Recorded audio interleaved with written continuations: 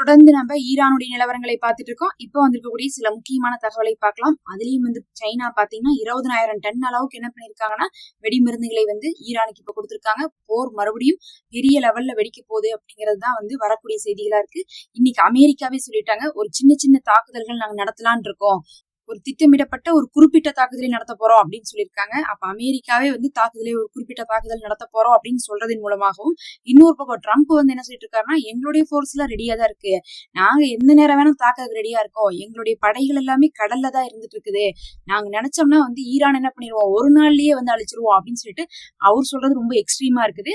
அதே சமயத்துல அமெரிக்கா தரப்புல இருந்தே நாங்க ஒரு திட்டமிடப்பட்ட ஒரு குறிப்பிட்ட தாக்குதலை பண்ண போறோம் மறுபடியும் அப்படின்னு சொல்லியிருக்காங்க. இதெல்லாம் இல்லாம ஆயுதங்களை கொண்டு வந்து அமெரிக்காவும் இஸ்ரேலும் இறக்கிட்டே இருக்காங்க. எப்பயுமே இஸ்ரேலுக்கே அமெரிக்கா தான் கொடுப்பாங்க. காசா விஷயத்துல, லெபனான் விஷயத்துல நம்ம பார்த்திருக்கோம். அமெரிக்கா இப்ப பல இடத்துல அந்த மத்திய கிழக்குல இருக்கக்கூடிய நாடுகள்ல பல இடங்கள்ல என்ன பண்ணிருக்காங்கன்னா, போர் விமானங்கள், போர் கப்பல்கள் மூலமாக படைகளை குவிச்சிட்டு இருக்காங்க. அது இல்லாம வேற இந்த நேட்டோ படைகள் வேற என்ன சொல்லியிருந்தாங்கன்னா, நாங்க இந்த தடவை போர் ஆரம்பிச்சா ஆர்மோஸ்ல திறக்கிறதுக்காக உதவி செய்வோம், ஒரு 40 நாடுகள் போர்க்கப்பலோட வரோம்னு சொல்லியிருந்தாங்க. அதுக்கு இன்னைக்கு ஸ்பெயின் என்ன சொல்லியிருக்காங்கன்னா, நானும் நேட்டோல தான் இருக்கேன், இதை நான் என்ன பண்ண மாட்டேன், அலோ பண்ணவே மாட்டேன் அப்படின்னு சொல்லியிருக்காங்க. எதுக்காக அமெரிக்காவுக்காக போறீங்க அப்படிங்கிற மாதிரி ஸ்பெயின் அவங்களை எல்லாம் தடுக்கிறாங்க. பார்க்கலாம் என்ன பண்ணுவாங்கன்னு சொல்லிட்டு. நேட்டோ நாடுகளை மட்டும் நம்ம நம்பவே முடியாது. ஆரம்பத்துல வராம இருந்தாங்க, அதே மாதிரி வராம இருந்தாதான் இந்த போர்ல நமக்கு நல்லதுன்னு சொல்ல முடியும். ஏன்னா ஈரான் தனித்து பார்த்தா நேட்டோ நாடுகள் டீம் சண்டை போட்டு, அமெரிக்கா டீம் சண்டை போட்டு, இஸ்ரேல் டீம் சண்டை போட்டு, மத்திய கிழக்கு நாடுகள் டீம் சண்டை போட்டா அது என்ன ஆயிரும்னா ஒரு லெவலுக்கு கண்டிப்பா சிரமமாவும் இருக்கும். அதோட பாத்தீங்கன்னா பல இழப்புகளை ஈரான் வேற தழுவ வேண்டியதா இருக்கும். ஆனா நேட்டோ படைகள் வந்தாங்கன்னா நாட்டுக்குள்ள எல்லாம் போர் செய்ய மாட்டாங்க, அவங்க ஆர்மோஸ் கிட்ட மட்டும்தான் என்ன பண்ண போறோம்னு இருக்காங்க, போர் செய்ய போறோம்னு சொல்லியிருக்காங்க.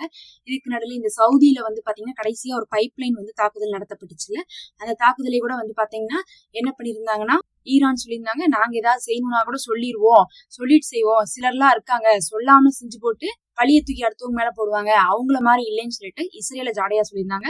கடைசியா கத்தாருடைய ராஸ்லஃபான்ல கூட அடிச்சிருந்தாங்க. ஆனா இந்த 2 தாக்குதலையுமே பாத்தீங்கன்னா இஸ்ரேல் தான் செஞ்சிருப்பாங்கன்னு சொல்லிட்டு ஆய்வாளர்கள் சொல்றாங்க. இன்னைக்கு வரையும் அதை ஈரான் ஒத்துக்க மாட்டேங்கிறாங்க. கடைசின்னு போர் நின்றுச்சுன்னு அறிவிச்ச அந்த அன்னைக்கு நடந்த தாக்குதல் இது. அதனால ஈரான் ஒத்துக்க மாட்டேங்கிறாங்க. 2 நாள் கழிச்சு இன்னைக்குதான் அந்த தீயை அணைச்சிருக்காங்க. ஆனாலும் யாருன்னு சொல்லிட்டு இப்ப கண்டுபிடிக்க முடியாம இருக்கு. சவுதி போன்ற நாடுகளுக்கு இஸ்ரேலை பத்தி தெரிஞ்சாலும் கூட என்ன பண்ண மாட்டாங்க, அவங்க எதிர்த்து பேச மாட்டாங்க. அடுத்து இன்னைக்கு துருக்கி அதிபர் மறுபடியும் காலையில எந்திரிச்ச உடனே என்ன பண்ணிட்டாரு, நாங்க இஸ்ரேல் மேல போர் செய்ய போறோம் அப்படின்ட்டாரு. இததான் நேத்து சொல்லியிருந்தாரு. இவர் போர் செய்ய வர போறாரோ வரலையோ, படைகளை அனுப்ப போறாரோ இல்ல அனுப்பலையோ, எதுக்காக அப்படி சொல்லிட்டு இருக்காருன்னா, மக்களிடத்துல இப்போது என்ன இருக்குன்னா, யாரெல்லாம் ட்ரம்ப்புக்கும் இஸ்ரேலுக்கும் எதிராக இருக்காங்களோ அவங்களதான் மக்களுக்கு பிடிக்குது. இப்ப ஹங்கேரியில பாத்தீங்கன்னா எலெக்ஷனுடைய ரிசல்ட் இன்னைக்கு வந்திருக்கு. 16 வருஷமா ஆட்சி செஞ்சுட்டு இருந்தவர் இன்னைக்கு என்ன இருக்காரு, அவருடைய எலெக்ஷன்ல பெரிய தோல்வி. கிட்டத்தட்ட ஒரு 200 இடம்னா அதுல 55 இடம் தான் அவர் ஜெயிச்சிருக்காரு. மிச்சதெல்லாம் புது கட்சி ஜெயிச்சிட்டாங்க. அந்த புது கட்சிக்கு எதிராக வேற இந்த பழைய ஆட்களுக்கே ட்ரம்ப் என்ன பண்ணாரு, கேம்பெயின் பண்ணாரு. ஜேடி வான்ஸ் என்ன பண்ணாரு, முந்தானத்து கேம்பெயின் பண்ணாரு. இந்த பக்கம் போர் நடந்துட்டு இருந்தாலும் அங்க போய் உள்ள போய் ஹங்கேரிக்குள்ள போய் இவருக்கே ஓட்டு போடுங்கன்னு சொல்லியிருந்தது. ஐரோப்பிய கண்டங்களையே என்ன பண்ணிருந்துச்சு, கொஞ்சம் கோவப்படுத்தி இருந்துச்சு. எப்படி நீங்க எங்க நாட்டுக்குள்ள எங்க நாட்டுல நாங்க யாரை தேர்ந்தெடுக்கணும்னு சொல்லிட்டு அமெரிக்கா கேம்பெயின் பண்ணுவீங்க அப்படின்னு சொல்லிட்டு கேட்டிருந்தாங்க. பொதுவா இப்ப ஒரு எலெக்ஷன் கட்சி இருக்குன்னா அந்த கட்சியில இருக்கக்கூடிய தலைவர் போய் மத்த தொண்டர்களுக்காக ஒவ்வொரு பூத்லயும் கேட்பாரு, ஓட்டு கேட்பாங்க. இப்ப பாத்தீங்கன்னா பொதுவா ஒரு டிஎம்கே இருக்கு, ஒரு ஏடிஎம்கே இருக்கு, இல்ல டிவிகே இருக்குன்னா பொதுவா என்ன பண்ணுவாங்க, அங்க இருக்கக்கூடிய தலைவர்கள் அவங்களுக்கு கீழே நிக்கக்கூடிய எம்எல்ஏக்கு சப்போர்ட் பண்ணி பேசினா பரவாயில்ல. அதை விட்டு போட்டு இந்த நாட்டு விட்டு போட்டு அங்க அமெரிக்கால நடக்கக்கூடிய எலெக்ஷனுக்கு எல்லாம் இங்கிருந்து போய் நம்ம கேம்பெயின் பண்ணா எப்படி இருக்கும்? அந்த மாதிரிதான் கேம்பெயின் பண்றதுக்கு அமெரிக்காவுடைய ட்ரம்ப்பும் ஜேடி வான்ஸும் ஹங்கேரிக்கு போயிருந்தாங்க. ஆனா போயும் ஒன்னும் பிரயோஜனம் இல்ல. யாருக்கு இவங்க சப்போர்ட் கொடுத்தாங்களோ அவங்க தோத்து போயிட்டாங்க. பார்த்தாரு எர்டோகான் அவர்கள், ஓ இதுதான் நமக்கான ஃபார்முலா, அப்ப அமெரிக்காவையும் இஸ்ரேலையும் கழுவி ஊத்தணும், அமெரிக்காவை கழுவி ஊத்தணும்னா அவன் அவ்வளவுதான் நம்மளைய அல்லையிலேயே குத்துவான்னு சொல்லிட்டு பேசாம இஸ்ரேல நம்ம கழுவி ஊத்தலாம், அவன் தான் இருந்து வெட்டியில இருக்கான்னு சொல்லிட்டு இப்ப இஸ்ரேலுடைய பிரதமரை கழுவி ஊத்திட்டு இருக்காரு. நீங்க பாத்தீங்கன்னா இன்னும் லெபனான்ல போர் செஞ்சுட்டு இருக்கீங்க, அதை நிறுத்தணும், அதுக்கப்புறம் மத்திய கிழக்கு நாடுகள்ல அமைதியை கெடுத்துட்டு இருக்கீங்க, இப்படி எல்லாம் பண்ணீங்கன்னா எங்களுடைய படைகளை அனுப்ப போறோம்னு சொல்லிட்டு இப்ப மறுபடியும் ஆரம்பிச்சிட்டாரு எர்டோகான் அவர்கள். டெய்லி இப்படியே இன்னொரு ஒரு வாரத்துக்கு விடுவாரு. ஆனா அவரை பெருசா எதுக்காக நம்ம நம்ப முடியாது, பிரயோஜனமே இருக்காது. அவருக்குரிய அரசியல் லாபத்துக்கு அது யூஸ்ஃபுல்லா இருந்துட்டு போட்டோம்னு சொல்லிட்டு டைம் ஸ்பெண்ட் பண்ணி இந்த மாதிரி ஊடகத்தெல்லாம் கூப்பிட்டு வச்சு அறிவிப்பு கொடுத்துட்டு இருக்காரு. அடுத்து இவருதான் இப்படி பேசிட்டு இருக்காரு துருக்கி. ஆனா சைனா உண்மையாலுமே ஹெல்ப் பண்றாங்க. என்ன பண்ணிருக்காங்கன்னு பாத்தீங்கன்னா அவங்களுடைய 5 கப்பல்கள்ல, ரொம்ப மிகப்பெரிய கப்பல்கள்ல 2000 டன் அளவுக்கு வெடிப்பொருட்களை வந்து கொண்டு வந்து இறக்கியிருக்காங்க. சோடியம் பைக்ளோரைடு சொல்லக்கூடிய வெடிப்பொருட்கள். இதை வச்சு பாத்தீங்கன்னா பேலிஸ்டிக் மிசைல்ஸ் தயாரிக்க முடியும்னு சொல்றாங்க. ஆயிரக்கணக்கான பேலிஸ்டிக் மிசைல்ஸ் 20,000 டன்னை வச்சு வந்து இவங்க தயாரிக்க போறாங்க ஈரானு. ஆரம்பத்துல இருந்து இந்த சைனா வந்து வான் தடுப்புகள் கொடுத்துட்டு இருந்தாங்க. அதுக்கப்புறம் வந்து பாத்தீங்கன்னா இந்த மாதிரி ட்ரோன்கள் கொடுத்துட்டு இருந்தாங்க. ஆனா இந்த தடவை வந்து வெடிபொருளையும் கொடுத்து அதுவும் பேலிஸ்டிக்கு தேவையானதே கொடுத்துருக்காங்க. இஸ்ரேலுக்கும் அதுக்கப்புறம் அமெரிக்காவுக்கும் ஈரான் இருக்கிற பெரும் பிரச்சனை என்னன்னா, அப்பப்ப அணு ஆயுதம் சொன்னாலும் கூட இவங்க என்ன பண்ணிடுவாங்கன்னா, நீங்க கடைசியா அந்த பேலிஸ்டிக் எல்லாம் வச்சுக்க கூடாது, கண்டம் விட்டு கண்டம் பாயக்கூடிய ஏவுகணை எல்லாம் வச்சுக்க கூடாதுன்னு சொல்லிட்டு தான் போர் நிறுத்தக்கூடிய பேச்சுவார்த்தையில கொண்டு வந்து விடுவாங்க. ஏன்னா வந்து இப்ப இஸ்ரேல்ல கூட தாக்குதல்லாம் நடந்த போது இவங்க என்ன அணுகுண்டா போட்டாங்க கிடையாது, பேலிஸ்டிக் தான் போட்டாங்க, கொத்து குண்டுகள் தான் போட்டாங்க. அதுதான் அவ்வளவு பேரழிவுகளை ஏற்படுத்தியிருக்கு. அதை சமாளிக்க முடியாதாம இப்ப வந்து பேச்சுவார்த்தைக்கெல்லாம் வந்திருக்காங்க.